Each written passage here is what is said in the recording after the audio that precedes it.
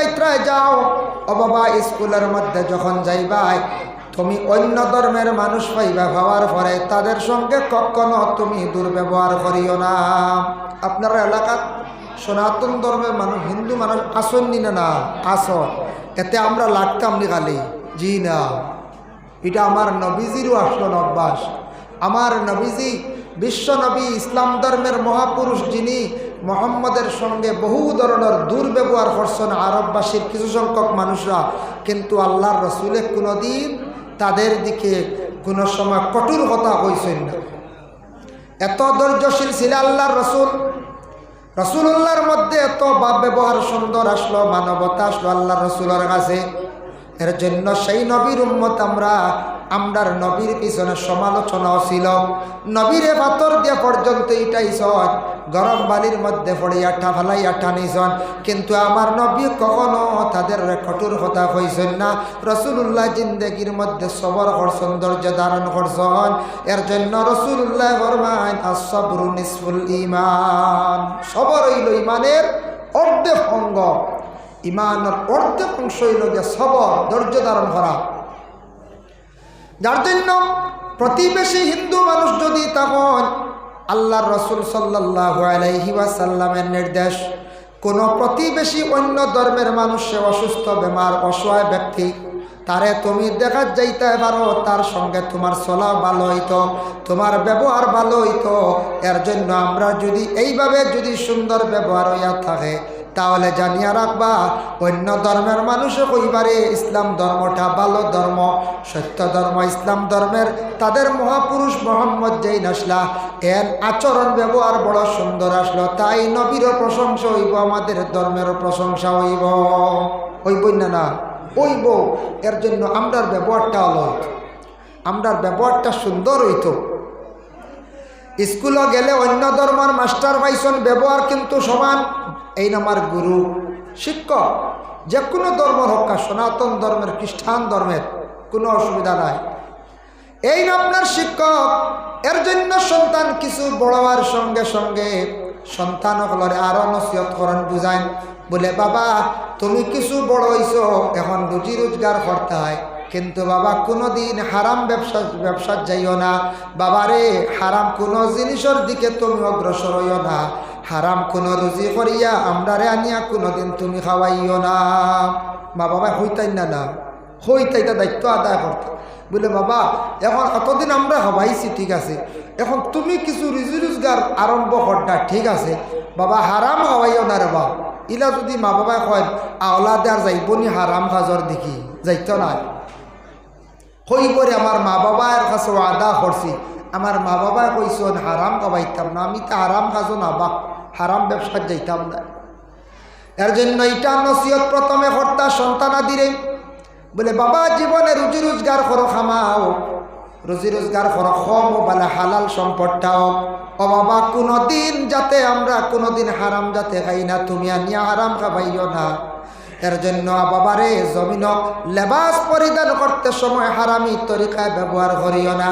বাবারে তুমি কোনোদিন মানুষের সঙ্গে দুর্ব্যবহার হারামি কাজ করিও না।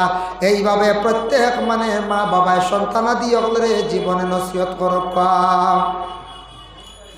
2 নম্বরে আতাকছে গিয়া বলে বাবা যেটা নিষিদ্ধ, সরকারেও নিষিদ্ধ করছে। বর্তমান সময়ে ড্রাগস যেটা আছে, এটা কিন্তু বিলকুল সরকারে প্রশাসনিক লাইনে খুব বেশি প্রেশার দিছে, পুলিশে খুব বেশি দরের নিনা নাম। এটা নেশাযুক্ত জিনিস, যেটা সেবন করলে মানুষের খুব বেশি ক্ষতি করে, যেটা আমদার লাগি দেশের বাচ্চা নিষেধ করে দিছে। আর এটা বিশেষ করিয়া ক্ষতিকর।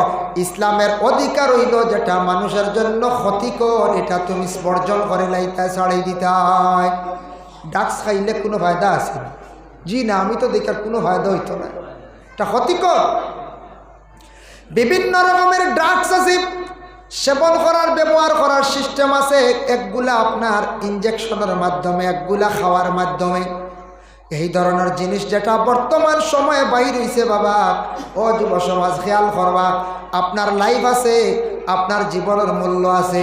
আপনার জীবনের প্রতি খেয়াল করক, কারণ আপনি এইভাবে ব্যবসা বাণিজ্য বাইরা কোনো রাজ্যের মধ্যে যাইবা, হয়তো মেঘালয় মিজোরাম যাইবা, বেঙ্গালুর চেন্নাই যাইবা, যে কোনো রাজ্যত যান, নাগাল্যান্ডও যান, হঠাৎ আপনি কোনো সঙ্গী পাইবা, সে কিন্তু ড্রাগস ব্যবসায়ী, অবৈধ ব্যবসায়ী আপনি পাইবা। জড়িত হইবা না। জীবন যদি সুন্দর রাখতে চাও ভাই, জীবন যদি ভালো রাখতে চাও, আল্লাহকে ওয়াস্তে হারাম ব্যবসার মধ্যে জড়িত হইবা না। বলে এখানে একদিন ব্যবসা করছেন, 2 দিন করছেন, 3 নম্বর দিন ধরা খাইবা, একদিন পুলিশের জাল বেড়া খাইবা নি না সারা কোনো নিষ্কুল্লা যায় নাকি? জি না। এর লাগি ধরা খাইবা, খাওয়ার পরে কি অবস্থা হইব? বর্তমানে আমাদের বিশেষ করিয়া আদালত আইন যেটা আছে, আইনত বিশেষ করিয়া ড্রাগস ব্যবসায়ীদের জন্য নন বেল, কোনো বেল নাই, বেইলু নাই, রাখিয়া বিচার। আজ তাকি 20-25 দিন হইব আমাদের করিমগঞ্জ জেলা কারাগারের মধ্যে। 10 থেকে 11 মাসের ভিতরে ম্যাজিস্ট্রেটে রায় দিছে একটা ড্রাগসের কেস, 3 জন মহিলা 2 জন পুরুষ লোক, এরারে 10 বছর করিয়া এরারে সাজা দিছে। 10 বছর রোগ কাছাইছে লয়রা, জীবন কি তো হইব পঞ্চায়, বরবাদ নানি পঞ্চায়।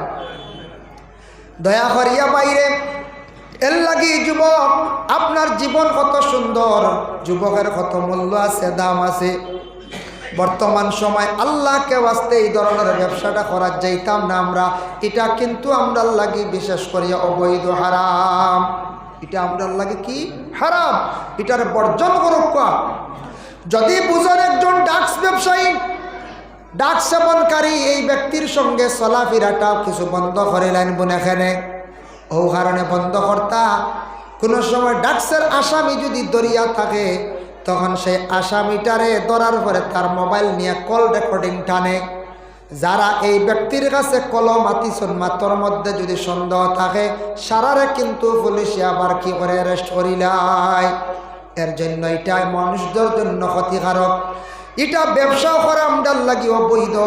আপনি হাজার বা লক্ষ টাকার সামান আন্ডায় আনিয়া বিক্রি করডায়, আরেকজন দিতরায় টেকাটা আনিয়া আপনি খাইতরা ব্যবহার করডা, এটাও কিন্তু যাইজ নাই। আরও কত মানুষ এইগুলা জিনিস খাইতরা, মানুষের লাইফ নষ্ট হওয়ার, লাইফ দুর্বলর, আপনি কিন্তু হর হালতে আপনি গুণাগার হইতরা। এর লাগে যুবক ভাইয়ান, কোনোদিন আল্লাহকে ওয়াস্তে এই ব্যবসার মধ্যে কোনোদিন আমরা যাইতামও না, খাইতামও না। এটারে আমরা বিলকুল আমরা ছাড়তাম।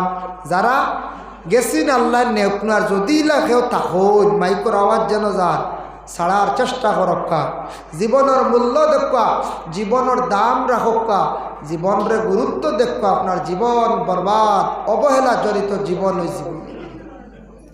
মদ আর একটা আছে না, এটাও খুব খারাপ। এটার বিস্তারিত আলোচনা করলে সময় লাগে। এটারও বিশেষ করিয়া ছাড়ার চেষ্টা করেন। মদ এমন একটা জিনিস যেটা খাওয়ার পরে মানুষ মাথা লই যায়।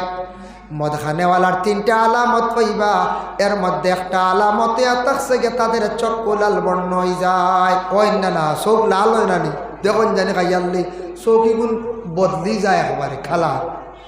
2 নম্বরে মদ খাবার পরে তার শরীর জায়গা থাকে না। তাফসীরে ইবনে কাসির আমি দেখলাম, হযরতে আবু হুরায়রা তাকি বর্ণিত, রাসূলুল্লাহর জামানায় এক মুহাজির ব্যক্তি মাগরিবের নামাজ লাগছন মদ্যপান করিয়া, কিন্তু নামাজের মধ্যে গলত গোটাই দিছ, বলে মদ খাইয়া আর নামাজ পড়লেন। এক সময় মদ খাওয়া প্রচলিত আসলো, জায়েজ আসলো। পরবর্তীতে এটা ক্ষতিকারক গতিকে নিষিদ্ধ হয়েছে। 2 নম্বরে মদ খাওয়ার পরে মানুষ মাথা লই যায়, ধ্বংস হয়ে যায়, বরবাদ হয়ে যায়। আল্লাহকে ওয়াস্তে মদ খাওয়ার পরে দেখবা রাস্তাঘাটে মানুষ আউরি ফড্ডা পাল্লাইত্রা। 3 নম্বরে মধুরীর মুখর বাসাটা বড় খারাপ হয়ে যায়। এর লাগে মদ খাওয়ার পরে তার মুখর বাসাটা কোনোদিন সুন্দর থাকে না। বাবার সঙ্গে কিলা মাতিত, ভাইয়ের সঙ্গে কিলা মাতিত, আপন স্ত্রীর সঙ্গে কিলা মাতিত, সে কিন্তু বুঝে না তার মুখর বাসাটা এই পরিমাণ অশ্লীল হইয়া থাকে। এর লাগে মদ এটাও বিশেষ করে আমরার লাগি ক্ষতিকারক। এটাও আমরার লাগি এখন যাইজ না, বিলকুল নিষিদ্ধ, হারাম। আল্লাহকে ওয়াস্তে কোনোদিন দয়া করিয়া এটা টেস্ট করা তো যাইবা না, মধুরী ব্যক্তির সঙ্গে চলা যাইবা না, যেটা আপনার জীবনটা বরবাদ করব, বাইরে ধ্বংস করব। এর লাগি যুবক ভাইয়ান, আল্লাহকে ওয়াস্তে এই জিনিসটা কি আমরা সরিয়া দেখতাম। আরেকটা হইল গিয়া জুয়া খেলা। জুয়া কারে কয়? মাইসির শব্দের অর্থ হইল গিয়ে জুয়া। জুয়া যেটা আছে এই জুয়া হইল গিয়ে আমরার লাগি নিষেধ। জুয়া খেনে নিষিদ্ধ করা হইল। যেমন আহলে আরবর মানুষে অনেক সময় প্রশ্ন করতা, আল্লাহ তার নবীরে শিখাই দিছেন, হে নবী আপনার বিভিন্ন সময় প্রশ্ন করা হইব, আপনি তাদের এইভাবে জবাবটা দিয়া দিও, ইয়াসআলুনাকা আনিল খামরি ওয়াল মাইসির, নবী আপনারে খমর সম্পর্কে আর মাইসির সম্পর্কে আপনারে সওয়াল করা হইব। নবী আপনি কইয়া দিয়ে কুল হোকা ফিহিমা ইসমুন কাবীরুন ওয়া মানাফিউ লিন-নাস, এই যে দুইটা, এটা সামান্যতম একটা ফায়দা হয়, কিন্তু এটা চিরস্থায়ী কোনো নফা নাই, এটার মধ্যে কোনো ফায়দা নাই। মদ খাইলে সামান্য উপকার আছে, কিন্তু চিরস্থায়ী কোনো ফায়দা নাই, ক্ষতিকারক। কলা জুয়া খেলাইলে সামান্য উপস্থিত ফায়দা আছে, কিন্তু এটা চিরস্থায়ী কোনো নফা নাই। মাঝখানোর টেকা তৈয়া, সোনা তৈয়া, রূপা বা যে কোনো সম্পদ তৈয়া খেলার মাধ্যমে ওটারে হওয়া হয়েছে জুয়া। জুয়া চলে না নি আমরা দেশ? রে রে চলে। লুড্ডু দিও তো জুয়া চলে। লুড্ডু খেলাই নেন 200 তৈয়া 400 তৈয়া। এক তো খেলা আমরা ইসলামে বর্জন করছে, নিষেধ করছে। লুড্ডু খেলাইত্রা 4 জনে দেখবা মোবাইলও খেলাইন, বিভিন্ন লাইনে খেলাইত্রা 200 200 400 তৈছন। যারা জিতিলা 400 লইয়া গেলা গিয়া, ও ভাই এটা কিন্তু জয় যার গিয়া আল্লাহকে ওয়াস্তে ইগো খেলাইবা না, ইগো খেলাইয়া টেকাটা নিয়া কিন্তু খাইবা, এটা কিন্তু আমরার লাগি জায়েজ না, হারাম। এটা কিতা আমরার লাগি হারাম। আরেকটা খেলার মাধ্যমে ক্যারেম খেলা, এটাও তো আমরার লাগি নিষিদ্ধ। ক্যারেম খেলা ইতরা কিছু বাইনতে এটার মধ্যে টেকা থইয়া বিভিন্ন জিনিস থইয়া, দেশের বাইনতে ক্যারেম বোর্ড খেলা ইতরা মাঝখানোর টেকা থইয়া, ও ভাই জানিয়া শুনিয়া খেলা নিজান না জানি আল্লাহকে ওয়াস্তে ছাড়বা, দয়া করিয়া যুবক বাইরে এই ধরনের খেলার থাকি বিরত থাকুন। এইভাবে যদি খেলাইয়া থাকুন তাহলে এটা আমরার লাগি নিষিদ্ধ। জুয়া খেলাইয়া বিনিময়ে যেটা নিয়া খাইবা, এটাও কিন্তু আমরার লাগি বিলকুল খাওয়া হারাম। ভাই মুসলমান, এর জন্য যে যে জিনিসগুলা নিয়ে আমি আলোচনা করলাম, ভাই আপনি একজন যুবক মানুষ, আপনার বয়স হয়েছে গিয়া কত বছর? 16 বছর বা 18 বছর বয়স হয়েছে, আপনি ফোড়াটারে ছাড়ি দিছ। ফোড়াত থাকলে তো আসন বালা, ফোড়াত আসন ছাড়ি দিছ। এখন ছাড়ি দিলে আপনার এই জীবনটারে কিভাবে কোন খাতে লাগাইতা, এটা আমরা চিন্তার দরকার আছে না? না আছে। তবে আমরা এক চিন্তা করি কিভাবে রুজি রোজগার করতাম, এটাও ঠিক, এটাও করতাম। কারণ এ থাকছে কি, একজন ছেলের যখন বয়স হয়ে যায় 16 বছর, মেট্রিক পর্যন্ত কমপ্লিট, বা 17 বছর একবার রেজাল্ট খারাপ হয়েছে, 18 বছর পূর্ণ হয়েছে বা 19 বছর হয়েছে, হায়ার সেকেন্ডারি কমপ্লিট, এখন এই যুবকে আর পড়তে চার না। ফোড়াটা যাতে খাজো লাগে, ফোড়াটা যাতে আপনার জীবনে খাজো লাগে, এইভাবে আপনি কোনো ব্যবসার কাজ আরম্ভ করক, হাতের কাজ আরম্ভ করেন, মেকানিক্যাল কাজ শিখন, কিবা তো বাইরা মিডিল ইস্ট আপনি যাইতরা, কোনো বাধা নাই, বাইরে যে কোনো দিকে যান, আপনি এম করিয়া চলক, যাতে আপনার জীবনের একটা সম্মান থাকে, মূল্য থাকে। কোনোদিন আল্লাহকে ওয়াস্তে খারাপ মানুষের সঙ্গে চলিও না, খারাপ জায়গাত যাইবা না, খারাপ বাজারও গিয়ে শরীক হইবা না। বাদ দু মানুষের লগে চললে মানুষে আপনারে বাদ হইব। মানে খারাপ মানুষ যারা, মানুষে অধিক খেলাধুলা করে, খারাপ জায়গায় যায়, গানের আড্ডা থাকে, জুয়ার আড্ডায় থাকে, এরার সঙ্গে চললে মানুষে আপনারে মনে করবো আপনি জুয়া খেলনেওয়ালা, আপনি মদ খানেওয়ালা, আপনি কি করনেওয়ালা, ড্রাগ সেবন করনেওয়ালা। এরার লগে যদি চলন বাইরে আপনার জীবন একবারে বরবাদ হইব, মানুষে সন্দেহ করব, খারাপ পাইব। জমিনে কোনো সম্মান ইজ্জত আপনি পাইতা নাই। আইজ মনে করতে একরকম চলটা, 20 বছর পরে আল্লাহ আপনার টেকা সম্পদ দিলাইতে পারে, টেকাওয়ালা হয়ে যাইতা পারেন, আখতা মনে হইলে আপনি পঞ্চায়েত ইলেকশন খেলাইতাম, ইলা মনে আইবুর একটা matric pass, higher secondary pass, টেকা পয়সা বানাই দিয়েছেন, মনে মনে মানুষের সেবা করতাম, ইলেকশন খেলাইতা। এখন যদি কয় বছর আগে মধুরির লাগি জুয়ারির লাগি চলছেন, মানুষের বুট দিবার কইবা না না, এই বেটটা যাক্কা মধুরি আসলো রবা, সারা উড়াই ফেলাই দিব, কিওর মেম্বার বানাইতা, কিওর প্রেসিডেন্ট বানাইতা, হো ফুন্না ফান তুলিয়া ধরব, মসজিদের প্রেসিডেন্ট বানাইতা। টেকা হয়েছে মনে করো কেক গুঁড়ো কইবা, টেকা হইলে কি তৈলে, এই তো দেখছি খালি গাঞ্জুড়ির লাগে চলছে, কইবাই না না কইছে। ও প্রেসিডেন্ট আর স্তর যাইতে পারলানি আপনি বলে না। এর লাগি যুবক ভাইয়ের জীবন এম করিয়া চলার চেষ্টা করক আপনার জীবনে, যাতে জীবনে কোনো স্পট পড়ে না, দাগ পড়ে না, আপনার পরবর্তী লাইফটা যাতে সুন্দর হইয়া থাকে। ভালো মানুষের সঙ্গে আপনি চলার চেষ্টা করুন। আমি কয়েকদিন আগে আয়াত চাইলাম, ইয়া আইয়ুহাল্লাযীনা আমানু ইযা নুদিয়া লিস-সালাতি মিন ইয়াউমিল জুমআহ। ও আয়াতের ব্যাখ্যা তাফসীরে ইবনে কাসির হাফিজে মাদউদ্দিন ইবনে কাসির রাহমাতুল্লাহি তাআলা আলাইহি জুমার দিন 60টা সুন্নত সম্পর্কে তাই নিজে লেখছেন। জুমার দিন 60টা সুন্নত, এর মধ্যে একটা হইল শুক্রবার দিন সুন্দর করে গোসল করা সুন্নত। শুক্রবারে তো জুমার দিন গোসল করা সুন্নত আমরা জানি, কিতাব লেখছেন আচ্ছি তোর বালা করিয়া দিন গোসল হইত, তাড়াউড়া না, আমরা তাড়াউড়া গোসল করিয়া আর রাস্তাত আটি আটি বুতাম লাগাইয়া আর যাইয়ার খালি জুমাত কুদাইছিল ওলা হাল্লা তো কোনো সময় ভালো করিয়া গোসল করেন। আর শুক্রবার দিন জুমার দিন আপনার খুশবুদার জিনিস ব্যবহার করা এবং সুন্দর কাপড় পরিধান করা হইল গিয়া সুন্নত। 3 নম্বরে মসজিদে হাঁটিয়া যাওয়ার এক সুন্নত। আর 4র্থ নম্বর ইমাম সাহেবের ঠিক পিছনে ডাইন সাইডে খাড়া হওয়ার এক সুন্নত। কয়টা সুন্নত? 4 সুন্নত। শুক্রবার দিন ভালো কাপড় হইতো। যুবক ভাইয়ের খেয়াল করক, আজ থাকি 2.5-3 মাস আগে আমি দেখলাম, বা 2 মাস থেকে 2.5 মাস আগে হিন্দু ধর্মের বড় একটা উৎসব গেল, দুর্গা পূজা গেছে না। দুর্গা পূজা আমি দেখলাম ইয়ং জেনারেশনের ছেলেরা, যারা কম বয়সের ছেলে 16 বছর 18 বছর 20 বছরের ছেলেরা বাইক লইয়া দৌড়াইত্রা পূজার বিভিন্ন মণ্ডপ, কিন্তু তাদের পরনে দেখলাম খালি পাঞ্জাবি আর পাঞ্জাবি। পাঞ্জাবি পরিধান করছেন, এরা মেসাব হয়ে গেছেন। জি জি না, এরা তো মেসাব হইছেন না কেউ, কিন্তু এমন লেবাস লাগাইছেন বড় সুন্দর লাগছে আমার দেখিয়া। বলে খেনে আমরা যুবক ভাইয়াই পাঞ্জাবি জীবনে কিনক 1-2টা শুক্রবার দিন সমাজ কম সারায় পাঞ্জাবি লাগাই মসজিদ দেন, সুন্নতি লেবাস। শুক্রবার দিন দৈর দিন পাঞ্জাবি বাইরে আপনি লাগায়, পাঞ্জাবি লাগাইলে আপনার কোনো শরম নাই, আপনার কোনো শরম দিত নাই। আমার নবী বিশ্ব নবী আজ তাকি 1500 বছর আগে এমন একটা ইউনিফর্ম বাইর করিয়া গেলা, যে ইউনিফর্মটা গোটা বিশ্বর মানুষ এটা কিন্তু মানিয়া নিছে। এমন ইউনিফর্ম, এমন একটা কাপড়, এমন একটা সাজ, এটা সবাই কিন্তু মানিয়া নিছে। নিছেন না না যায়? যে পাঞ্জাবি ভারতের প্রাইম মিনিস্টার নরেন্দ্র মোদীজি তাই না ব্যবহার করেন, আমাদের আসামের মুখ্যমন্ত্রী ব্যবহার করেন, আপনাদের এলাকার মধ্যে জিপির প্রেসিডেন্ট আছেন তাই না ব্যবহার করেন, আমাদের বিশেষ করে শিক্ষামন্ত্রী আছেন, বিভিন্ন অর্থমন্ত্রী সবাই দেখা যায় পাঞ্জাবি পরিধান করেন। পলিটিক্যাল লাইনে, রাজনীতিবিদ লাইনে যত বড় বড় নেতা আছেন সবাই কিন্তু পাঞ্জাবি পরিধান করেন না। এটার মধ্যে অত সৌন্দর্য, অত মজা খেলে যে পাঞ্জাবি, যে ইউনিফর্ম আমার নবীজি বাহির করিয়া থইয়া গেছেন, এটা কেউ কোনোদিন অসম্মানী করতে পারছেন না, এটার কেউ কমাইতে পারছেন না।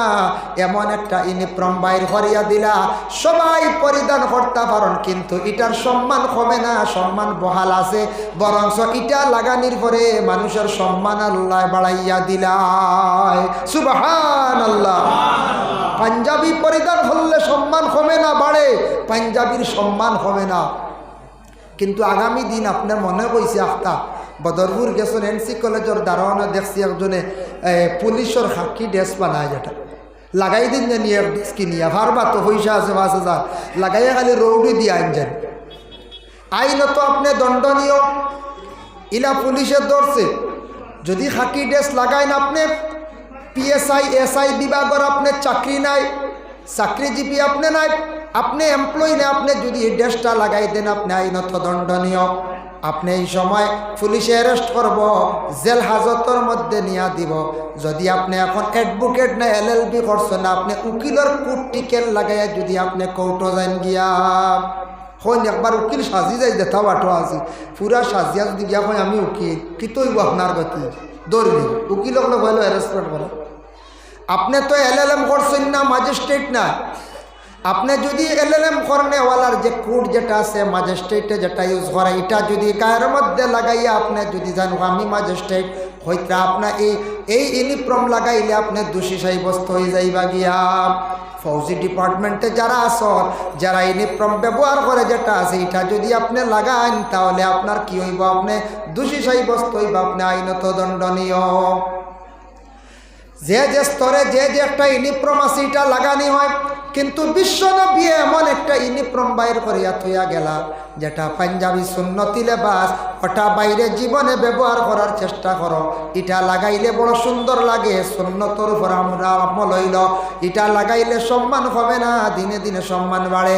সনাতন ধর্মের বাইনতে ব্যবহার করিয়া থাকো, অন্যান্য ধর্মের বাইনতে ব্যবহার করন। হয়তো একটু খাটসির করিয়া বিভিন্ন ডিজাইন করিয়া ব্যবহার করডা, কিন্তু মূলত ইটয়া থাকছে গে সুন্নতি লেবাস, পাঞ্জাবির একটা আকার, তার নমুনা। এটা কেউ ঘিন্না করিয়া কোনোদিন খারাপ কইয়া কেউ বদলাইতে পারডা না, কমেন্ট করতে পারডা না। এমন একটা সুন্দর কাপড় আল্লাহর রাসূলে বাইর করিয়া গেছেন, যার জন্য আল্লাহর বন্দেগান যুব সমাজ খেয়াল করক্কা, আপনার জিন্দগির মধ্যে হালাল রিজিক কামাইবার চেষ্টা করক্কা। আর আপনার জীবনটা সুন্দর করতে হইলে গিয়ে আপনি কি করা লাগবো? প্রথমে খোদারে আল্লাহরে আপনি স্মরণ করক্কা, ডাকক্কা, আল্লাহর উপরে আপনি তাওয়াক্কুল করক্কা। আর যত পারেন বেশি করিয়া নফল ইবাদত করক্কা। নফল ইবাদতে মানুষ কম সময় আল্লাহর দিকে আগাইয়া থাকে। ফরজ তো আদায় করতাম, নফল ইবাদত কইতে গিয়া নফল রোজা, হাজত নামাজ, নফল ইবাদত, কুরআন তিলাওয়াত দাইম করিয়া আপনি কি করেন? নফল ইবাদতের মধ্যে নফল হাজত নামাজ পড়া, নফল নামাজ বেশি করিয়া পড়েন। বেশ পারেন না 2 রাকাত বালা। এরপরে আপনার জীবনের মধ্যে বেশি করিয়া কোরআন শরীফ তিলাওয়াত করেন। কোরআনের প্রতি আপনি মহব্বত রাখুন, বাইরে কোরআন তিলাওয়াতের মধ্যে থাকুন। কোরআনের প্রতি খাস করে মহব্বত রাখুন। আল্লাহ দেখবায় বেশ দেরি করতো না, বড় বড় খাস বড় বড় ব্যবসায়ী আল্লাহ বানাইয়া দিবা, অটাল সম্পদের আল্লাহ মালিক বানাইবা। টাকা পয়সা এমন এক জিনিস বাবা, টাকা যদি জীবনে আপনি খামাইতে পারেন না, টাকা যদি হয় না, তাহলে আপনার শরীয়তের অনেক আহকামগুলো আপনি পুরা করতে পারতেন না। এর লাগে টেকা লাগে। টেকা আমরা সারা চিনতে কোন যায়, টেকা লাগে। দেখুন আমরা উস্তাদে ক্লাসও পড়াইতে কইসলা আল্লাহর রসুল বাদেও রুব টেকা কমাইতে। কইলাম হুজুর আল্লাহর রসুল বাদের টেকা কেন কইলা? বলে 1 নম্বরে আল্লাহ, 2 নম্বরে রসুল ধরছি, 3 নম্বরেও আল্লাহ রসুল বাদেও এর আহকাম বাদেও দুনিয়া তার কিচ্ছু চাই না। হইল টেকা বা খেয়াল করি। কইলাম কেনে মা বাপ বলি তা তো ঠিক আছে, টেকার বা সারা বালা করে খেয়াল করে। টেকা কিলা খামানি যায়, জীবনে টেকা কিলা বানানি যায়। টেকা যখন বানাই লাইবাই, সৎকা করবাই, এবাদত নানি। এটা মসজিদও সাহায্য করবাই, এবাদত নানি। মাদ্রাসা দিবাই, একদিকে আবাদত, 2 দিকে সম্মান বাড়লো। আহারে অমুকে তো মসজিদও সাহায্য করছে, মানুষটা বড় বালা মানুষ। মানুষটা মাদ্রাসা সাহায্য করছে, অসহায় ব্যক্তিরে সাহায্য করছে, জাকাত দিছে, রমজান মাসও বাটিয়া দিছে। অটোমেটিক মানুষের সামনে আপনি বাসে যাইবা, আপনারে আল্লাহ জমিনের মধ্যে সম্মানী বানাই রাইবা। এর লাগে আল্লাহর কাছে রিজেকর জন্য দোয়া করক্কা, হাজত নামাজ বাইরে বেশি করিয়া পড়ক্কা। রাত গড় যখন যাইবা বাজার থাকিয়া রাস্তাঘাটে অযথা সময় রে কখনো বাইয়ান নষ্ট করবা না। রাস্তাঘাটে মোবাইল যেটা চালানি, এটা বড় নিন্দনীয় কাজ। কিছু কিছু জায়গায় দেখা যায় বাইয়ানতে রাস্তার মধ্যে মোবাইল চালায়। ও ভাই জানিয়া রাখবা, রাস্তার মধ্যে মোবাইল চালানিটা কিন্তু এটা বালা কাজ নাই। ঘরে যায় মোবাইল চালায়, ঘরে কিন্তু চালাই তো হিসাবে চালাইবা। বাইরে আপনার বাবা আসন, মা আসন, মা বাবার কাছে একটা লজ্জা আছে, শরম আছে।